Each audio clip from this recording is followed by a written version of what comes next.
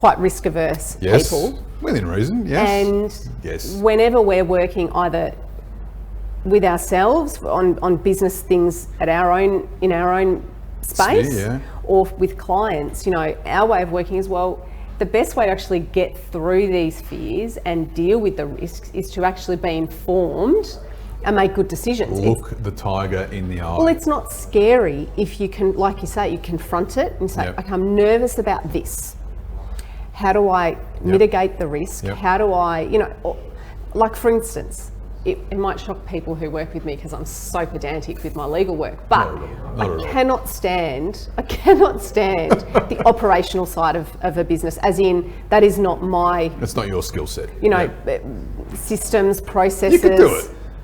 At a stretch, I could do it. Yeah.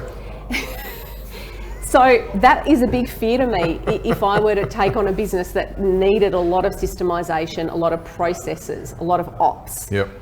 I know that would be my number one recruitment priority, to bring someone in, fill that gap, that is good at that. Yeah, and back you up in that area. I'm not going to go around being silly thinking, oh yeah, I can do that, because I can't. Yeah.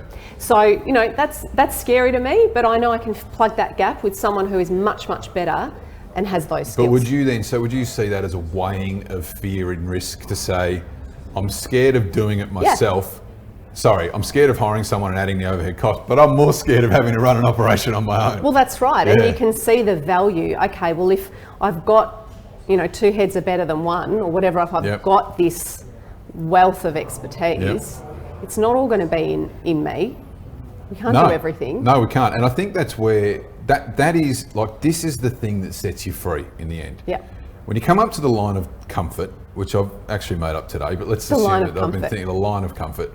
You really have two choices. You have a choice to say, this is my happy place. Yep. I've got a business that's doing okay. I'm getting what I need out of it. My life is balanced. That's perfectly fine to get to that line and do that.